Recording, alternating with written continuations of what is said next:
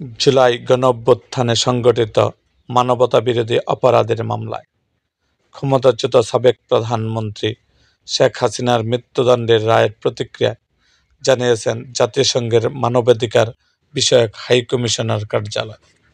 সোমবার 17 November Geneva থেকে এক বিবৃতিতে আনুষ্ঠানিক প্রতিক্রিয়া জানান সংস্থাটির মুখপাত্র রাবিনা সামদাসানি।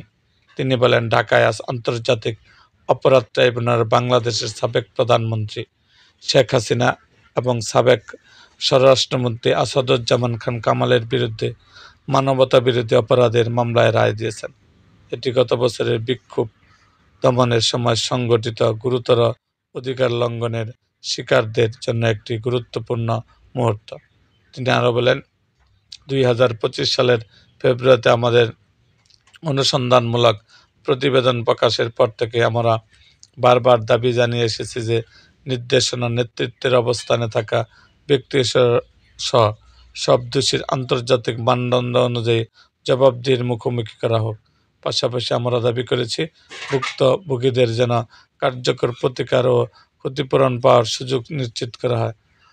সামদাসানি বলেন, আমরা এই মামলায় বিচার কার্য সরাসরি পর্যবেক্ষণ করিনি, তবে আন্তর্জাতিক অপরাধের অভিযোগে পরিচালিত যে কোনো জবাবদিহি প্রক্রিয়ার পর্যাপ্ত ন্যায় বিচার ও আন্তর্জাতিক মান অনুসরণের প্রয়োজনীয়তার কথা আমরা নিয়মিতভাবে বলে আসছি।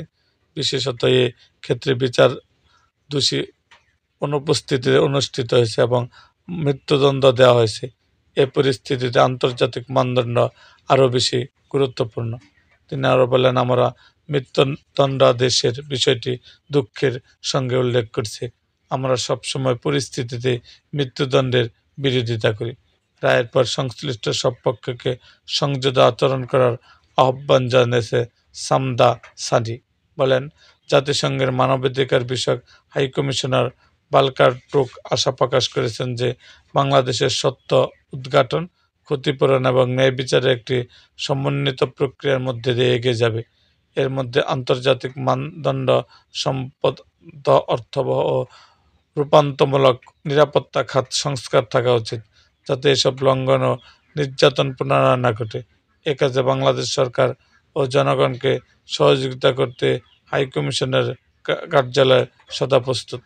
এরকম আরও ভিডিও পেতে এবং রাজনৈতিক অঙ্গনের নানা ঘটনা ও ইতিহাস জানতে আমাদের মুক্তাগাছার ইতিহাস মিডিয়া ইউটিউব চ্যানেলটিকে সাবস্ক্রাইব করুন এবং পাশে থাকা বেল আইকনটি বাজিয়ে দিন।